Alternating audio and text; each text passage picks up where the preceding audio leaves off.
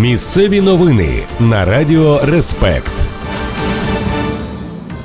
Вітаю, у студії новин на Радіо Респект. Працює Віктор Терещук.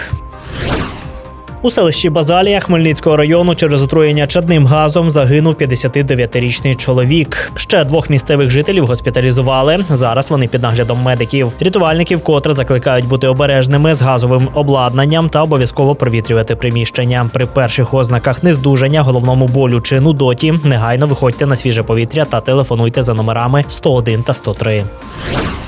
На Рівненщині судитимуть чоловіка, який обікрав знайомого через мобільний додаток. Житель Вараського району попросив 28-річного односельця допомогти оновити програму у телефоні. Той скористався моментом, зайшов у чужий онлайн-банкінг та переказав на власну картку майже 22 тисячі гривень. Під час обшуку вдома у зловмисника знайшли ще й незаконний бурштин. Тепер за крадіжку та зберігання сонячного каміння чоловіку загрожує до 8 років за ґратами.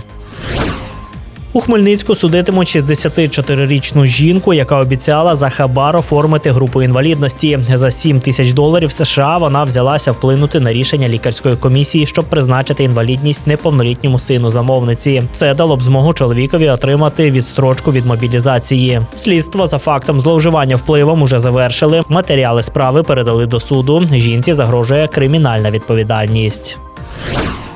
На Рівненщині через сильні морози загинуло 2 людей. Трагедія сталася у Корецькій громаді. У реанімації померла 27-річна жінка та 25-річний чоловік. Загалом лише за останню добу в області госпіталізували 6 осіб із переохолодженням та обмороженням. Окрім Корця, постраждалі є у Березнівській, Острозькій громадах та на Сарненщині. Рятувальники вкотре закликають жителів області бути максимально обережними та без нагальної потреби не перебувати тривалий час на холоді.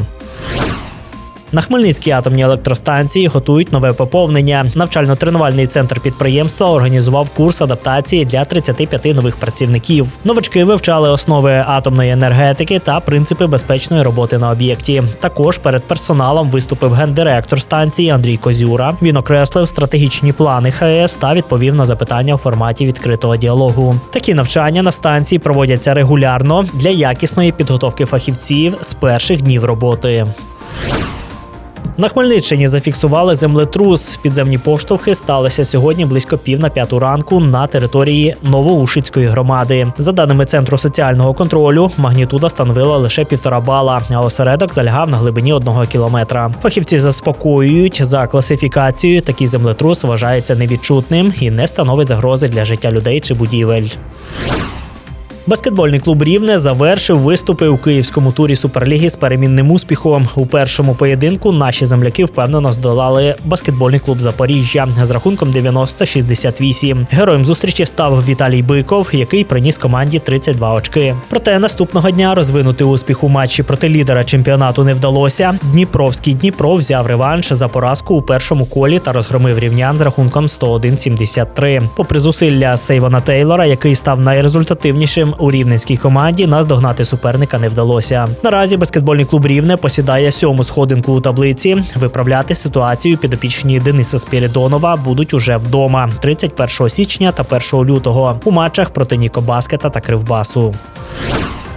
Радіаційний фон на Хмельницькій атомній електростанції у межах норми. За повідомленням інформаційного центру ХАЕС, показники на промайданчику та в 30-кілометровій зоні спостереження відповідають нормальній експлуатації енергоблоків та не перевищують природного фону.